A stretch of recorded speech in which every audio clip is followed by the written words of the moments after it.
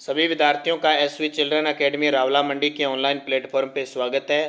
कक्षा 12 विषय राजनीतिक विज्ञान और अध्याय पढ़ रहे हम तीसरा, यानी खंड जो इकाई है हमारी अलग अलग बंटी हुई, इस इकाई में तीसरा खंड पढ़ रहे हैं। आतंकवाद से संबंधित हम बातें कर रहे हैं। तो कुछ पार्ट हमने पढ़ लिए थे, कैसे उपता है आतंकवाद, क्या नुकसान पहुंचाता है, कैसी प्रवृत्ति होती है, उसके बारे में हमने चर्चा की थी। आज हम बात करते हैं भारत के आतंकवाद व नक्सलवाद प्रभावित। आतंकवाद को अंग्रेजी में कहते हैं टेररिज्म और नक्सलवाद को कहते हैं नक्सलिज्म। ठीक है, तो भारत में आतंकवाद और नक्सलवाद से प्रभावित राज्य देखो कौन कौन से। सबसे ज़्यादा तो जम्मू कश्मीर है ही, फिर पंजाब है, उत्तरी और पश्चिमोत्तर भारत है, पंजाब का ये सारा, नई दिल्ली और उत्तर भारत सबसे ज़्यादा आतंकवाद से ग्रसित है। दक्षिण भारत में इतना आतंकवाद नहीं, क्योंकि सबसे बड़ी जड़ तो आपको पता है ना, ये जम्मू कश्मीर वाली है। जम्मू कश्मीर और पंजाब नहीं, क्योंकि इनका हिस्सा कुछ पाकिस्तान के अंदर है। दूसरा, पूर्वोत्तर भारत में नक्सलवादी है। नक्सलवादी होता क्या है कि, या आतंकवादी कहते हैं कि इसको, एक बड़ी बात है कि जो अपने अधिकारों के लिए लड़ते हैं और गलत रास्ता चुनते हैं वो आतंक फैलाते हैं। आतंक का मतलब आतंकवादी हो गए। नक्सलवादी भी इस प्रकार के होते हैं, अपना खुद का साम्राज्य चाहते हैं, अपनी हुकूमत चाहते हैं, सरकार के विरुद्ध जाते हैं और पूरे जोश के साथ, यानी वो अपने जोश के साथ और एक दम पर अपना अधिकार लेना चाहते हैं। वो नक्सलवादी आतंकवादी के रूप में समाज में प्रकट होते हैं। और पूर्वोत्तर राज्यों में जैसे असम, मेघालय, त्रिपुरा, अरुणाचल प्रदेश, मिजोरम, मणिपुर, नागालैंड, ये सारे के सारे नक्सलवादी और आतंकवाद, यहाँ क्या है, उनके खुद का नक्सल है। दक्षिण भारत में आंध्र प्रदेश, तमिलनाडु, कर्नाटक, इनमें कम है दक्षिण भारत में, लेकिन है कुछ। ठीक है, अब देखिए आतंकवादियों की सामाजिक पृष्ठभूमि। भारत में आतंकवादी कार्यवाहियों में शामिल व्यक्ति की सामाजिक पृष्ठभूमि अलग अलग रही है। मध्य वर्ग और उच्च वर्ग, मध्य वर्ग के युवा, पंजाब, कश्मीर, बंगाल के नक्सली, उत्तरी पूर्वी राज्यों के आतंकी मोटे तौर पर इन्हीं वर्गों से आते हैं। धर्मांध गरीब तबके के विपरीत हुआ और आते देखो युवा। ठीक है, ज़्यादा उम्र नहीं होती है। उम्र कितनी होती है? 18 से 35 वर्ष तक के लोग है ना, इसमें ज़्यादा शामिल होते हैं। क्योंकि एक तो बेरोजगार हो सकते हैं, या वो भ्रमित हो सकते हैं, किसी भी प्रकार से उन्हें भ्रमित किया जा सकता है। तो जैसे धर्मांध गरीब लोग होते हैं वो लालच में आ जाते हैं। जैसे एक युवक है 30 साल का, उसको कह दिया कि तू हमारे साथ मिल जा, तेरे को यहाँ पे बम ब्लास्ट करना है, ये करना है, तेरे को 10 करोड़ रुपए हम दे देंगे। वो कहता मैं मर जाऊंगा, वो मर जाएगा, क्या तेरे परिवार को 10 करोड़ रुपए देते हैं। ऐसा लालच दिया जाता है, तो वो फिर इस ग्रोह में शामिल हो जाते हैं। आतंकवाद कार्यवाही के लक्ष्य सुचिंतित ढंग से कुछ केंद्रों या संस्थानों पर हमला करना, आतंक और हिंसा की कार्यवाहियों की बढ़ चढ़कर जिम्मेवारी लेना, सत्ता से लाभ प्राप्त करना, ये इनकी खासियत होती है। पहला लक्ष्य कार्यनीतिक है, दूसरा रणनीतिक है और तीसरा मूल अभिसित लक्ष्य है।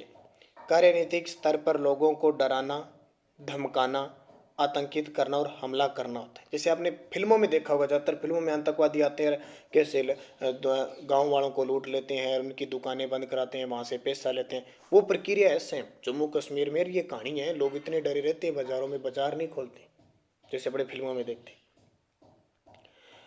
रणनीतिक चरण के अंतर्गत अति नाटकीय ढंग से आतंक और हिंसा की कार्रवाई को संपन्न करना, परिणामतः ज़्यादा से ज़्यादा माध्यमों का ध्यान खींचने में सफलता प्राप्त करना उनका लक्ष्य होता है। आतंकवादियों की कार्यनीति, रणनीति और लक्ष्य तीनों एक दूसरे से अंतर्गत है, यानी जुड़े हुए हैं। क्या कार्य, क्या इनकी रणनीति, क्या करते हैं और किसका टारगेट होता है। आतंकवाद के मनोवैज्ञानिक तत्व। आतंकवाद अपरिहार्य रूप से एक ऐसी रणनीति है जो मनोवैज्ञानिक प्रभाव पर आधारित होती है। इस रणनीति के तहत आतंकवादी दर्शकों को प्रभावित करते हैं। यहाँ दर्शक वे हैं जो आतंकवादी कार्यवाही से भयग्रस्त हो जाते हैं। आपने बहुत बार सुना होगा कि आज दिल्ली रेलवे स्टेशन को बम से उड़ाने की धमकी दी है, आज मुंबई रेलवे स्टेशन, आज हवाई अड्डे को वहाँ बम ब्लास्ट हो सकता है, वहाँ इतनी बड़ी रैली है, वहाँ से आतंकवादी घुस सकते हैं। ये मनोवैज्ञानिक उनका करना होता है। हालांकि वो बम ब्लास्ट न हो, लेकिन मनोवैज्ञानिक ऐसा डाल देते हैं और वो फिर चक्काचौंध हो जाते हैं पूरे पूरे। जैसे वो क्या करते हैं, जैसे मान लो सूचना आ गई कि मुंबई एयरपोर्ट को उड़ाया जाएगा आतंकवादी द्वारा, सरकार क्या करेगी, मुंबई एयरपोर्ट को पूरा सुरक्षित कर देगी और वो काम वो दूसरी जगह जम्मू कश्मीर में करके चले जाएंगे। ठीक है, तो ये इनका तरीका होता है। कर्म द्वारा प्रचार, अभित्रास, डराना धमकाना, उकसाना, अस्त व्यस्तता व अराजकता, उथल पुथल करना, संघर्ष। आतंकवाद और मीडिया कवरेज। आतंकवाद और मीडिया कवरेज तकनीकी के प्रयोग के कारण आतंक और हिंसा की कार्यवाही को भी आकर्षक दिखती है। भारत में पंजाब और कश्मीर में आतंकवाद की प्रस्तुतियों में स्टीरियोटाइप छवि का प्रभुत्व रहा है। परिणामतः आतंकवादियों के प्रति तकनीकी माध्यमों के द्वारा गणना के बजाय सहिष्णु भाव पैदा हुआ है। इस तरह के मीडिया के कवरेज का समाज पर व्यापक प्रभाव पड़ता है।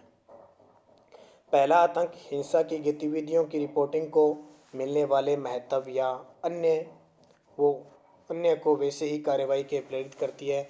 दूसरा, ज़्यादा या कम माध्यम कवरेज से यह संभव है कि राज्य उत्पीड़न की कार्यवाही बढ़े। यही स्थिति आतंकवाद पैदा करना चाहती है, इससे उन्हें अपने लक्ष्य के विस्तार में मदद मिलती है।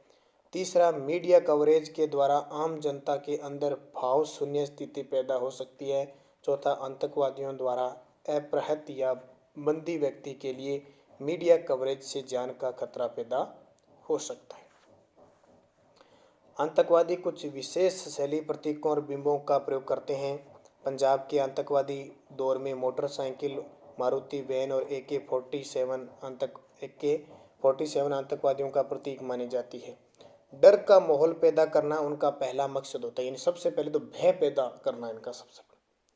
इससे प्रशासनिक मशीनरी है वो पंगु बन जाती है, कमज़ोर हो जाती है। सेना व सुरक्षा बल लगातार काम करते हैं फुल। एक बार कह दिया ना कि कश्मीर की इस घाटी में हमला होने की चांस है तो पूरी सेना जोड़ तोड़ लगा देगी, पूरी सरकार सतर्क हो जाएगी, सेना भेजनी शुरू कर देगी, होता है ना ऐसा, जिससे उनकी कार्यक्षमता कम हो जाती है। राजनीतिक, धार्मिक, सामाजिक और आर्थिक कारणों से समाज की आतंकवाद के प्रति सहिष्णुता पैदा होना अत्यंत घातक हो जाता है।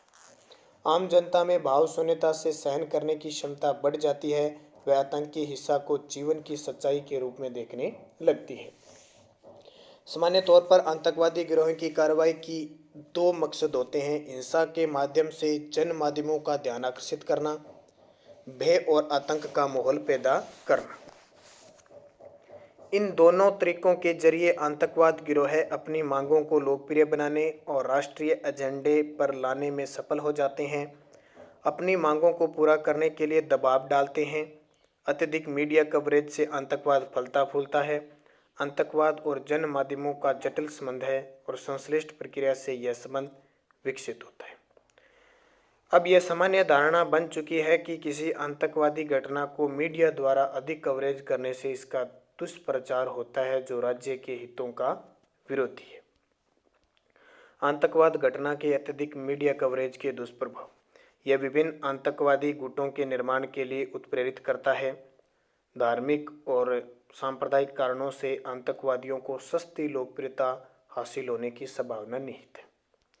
विभिन्न गुटों में प्रतिस्पर्धा उत्पन्न होने पर बढ़त व पहलकदमी हासिल करने की होड़ उत्पन्न करना, आतंकवादी गिरोहों द्वारा मीडिया कवरेज करने वाले चैनल्स पर नियंत्रण स्थापित करने की आशंका बनना, प्रशासनिक मशीनरी का कार्यकुशलता पर प्रतिकूल प्रभाव पड़ना। फिर आतंकवाद की सफलता। आतंकवाद का मुख्य लक्ष्य होता है वर्तमान या विधि संगत शासन को अपदष्ट कर सत्ता हथियाना होता है। जैसे अभी आपने पाकिस्तान में देखा, पाकिस्तान में कभी भी प्रधानमंत्री 5 साल नहीं रहता, 2 साल 3 साल होते ही उसके खिलाफ आवाज़ें आने लगती। क्यों? वहाँ का मुख्य जो हेड होता है वो आतंकवाद होता है और वो लोगों को उकसाता है। अभी आपने देखा वो इमरान खान पाकिस्तान के प्रधानमंत्री और वहाँ शुरू हो चुके प्रधानमंत्री को हटाने की, ठीक है, सेना के बीच विद्रोह शुरू हो चुका है। तो वहाँ पे आतंकवादी संगठन सक्रिय हो जाते हैं और अंदर ही अंदर सुलगते रहते हैं और इस प्रकार की प्रक्रिया करते हैं और सरकार को हटाने की कोशिश करते हैं। हमारे भारत में तो हमारी जनता मजबूत है, हमारी जनता में एकता है, सरकार अच्छी है और हर चीज़ का सिस्टम होता है, पूरी सेना हमारे जोश तोश के साथ, क्योंकि हम वास्तविकता से कहते हैं ना, हम भारतीय हैं, हमें गर्व होता है भारतीय। यह रणनीति मुख्य विद्रोही व बलवाही आतंकवादियों द्वारा बनाई जाती है, जिसमें पूरा मतलब क्या होता है कि पूरी पावर होती है जिनके अंदर। यदि हमें आतंकवादियों के सफलता के परिणामों को देख पाते हैं तो केवल उपनिवेशवादी विरोधी गुटों को पूरी तरह से सफलता प्राप्त हो सकी है। उनमें मुख्य जैसे देखो, इको द इथमिकी ऑर्गेनाइजेशन, क्रिपेरियर एग्नोस्टिक यानी national organisation of copyright fights, Mau Mau Kenya में ब्रिटिश उपनिवेश के विरुद्ध, FLN अल्जीरिया फ्रांस के उपनिवेशवाद के विरुद्ध, यानी दूसरे देशों ने जिस देश पर कब्जा कर रखा ना, वहाँ वो लोग क्या करते हैं, उनके विरुद्ध जाते हैं। 20वीं और 21वीं शताब्दी के अधिकांश आतंकवादी गुट अपने मंसूबों को पूरा करने में पूरी तरह से असफल रहे। भारत में पंजाब के आतंकी पूरी तरह से असफल हुए। लिट्टे जैसे दुर्दांत आतंकवादी संगठन, एक आतंकवादी संगठन है लिट्टे, तमिल, ठीक है, टेरिटरी वाला है संगठन, श्रीलंका में अंततः असफल हुआ। ISIS, बोको हरम, तालिबान व अन्य मुस्लिम आतंकवादी संगठन अभी तक राजनीतिक रूप से असफल रहे हैं। फ्रांस और इटली के आतंकवादी गुट एक्शन डायरेक्टो, लाल सेना गुट, रेड ब्रिगेड अंततः असफल है। यानी बहुत सारे आतंकवादी संगठन है, लेकिन वो अपने मंसूबे पर लगातार क्या हो रहे हैं, असफल हो रहे हैं। निष्कर्ष क्या निकलता है? पूर्व सोवियत संघ के विद्वान यूरी त्रिफोनावा ने लिखा है कि आतंकवाद का विश्व स्तर पर पतन हुआ है। विश्व स्तर पर रंगमंच खून से तरबतर है और चरित्र मृत्यु है।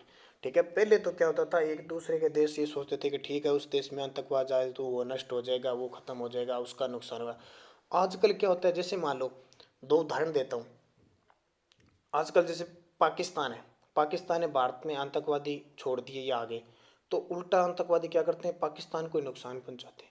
जिस देश आजकल हर देश आतंकवाद से ग्रस्त है, तो सारे मिलकर आतंकवाद के विरुद्ध हल्ला बोल रहे हैं। जैसे पाकिस्तान को तो भारत समेत सभी राष्ट्रों ने आतंकवादी देश घोषित कर दिया, बड़े बड़े आतंकवादी है उनको आतंकवादी, अंतर्राष्ट्रीय आतंकवादी घोषित कर दिया। तो सारे मिल के काम कर रहे हैं। इससे पतन धीरे धीरे हो रहा है, लेकिन फिर भी बहुत ज़्यादा है, क्योंकि अंदर ही अंदर लोग बहुत ज़्यादा मिल जाते हैं। डेविड फॉर्किन ने लिखा है कि हिंसा आतंकवाद का प्रारंभ है, इसका परिणाम है और इसका अंत है। ब्रेना जेनकिंस ने लिखा है कि आतंकवाद चाहते हैं कि वे बहुत सारे लोग देखें और सारे लोग सुने, न कि बहुत सारे लोग मरे। आज भी आतंकवाद विश्व शांति और सुरक्षा के लिए सबसे गंभीर चुनौती बनी हुई है। विश्व के समस्त देश जब तक इस दैत्य का मुकाबला नहीं करते हैं, तब तक यह समस्या समाप्त नहीं होगी। भारत में भी आतंकवाद आधे से अधिक राज्यों को प्रभावित कर रहा है। शासन को आने वाले समय में आतंकवाद से निपटने के लिए कड़े कदम उठाने होंगे। तो ये हो गया आपका आतंकवाद। अब अगला एक और नया इसी के अंदर टॉपिक है, उसको अलग से पढ़ेंगे। तो आतंकवाद के बारे में समझ गए होंगे कि भी आतंकवाद बातरोध करते हैं ना, आतंकवादी आतंक फैला दिया, ये और वो। अब देख लो कहाँ कहाँ है, क्या मंशा होती है, क्या सिस्टम होता है, सारा आतंकवादियों के बारे में आपको पता चल गया। तो इसके बारे में आप, भारत में आतंकवाद का पूरा हो गया। अब इसमें कुछ और पॉइंट है, उसको भी आप पढ़ लेना।